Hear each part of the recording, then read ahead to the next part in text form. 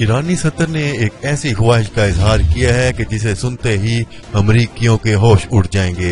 आज की अहम खबर से आगाह करते चले, ईरानी सदर हसन रूहानी ने अमरीकी पाबंदियों को इक़्तिसादी दहशतगर्दी करार देते हुए खित्ते के अहम ममालिक जिनमें पाकिस्तान, चीन, रूस, तुर्की और अफगानिस्तान से एक मुत्तहिद महाज तश्कील देने की अपील करती है। गैर मुल्की खबरसां अदारे के मुताबिक एक इंटरव्यू में ईरानी सदर हसन रूहानी का कहना था कि हम सबको एक ऐसे बैरूनी हमले का सामना है जिससे न सिर्फ हमारी आज़ादी और शनाख्त को खतरा है, बल्कि इस दबाव से तवील मुद्दती ताल्लुकात को भी खतरात लाहिक हैं। उन्होंने कहा कि अमेरिका की गैर कानूनी और नाइंसाफियों पर मबनी पाबंदियों ने बाइज्जत ईरानी कौम को दहशतगर्दी की मानद मुतासर किया है।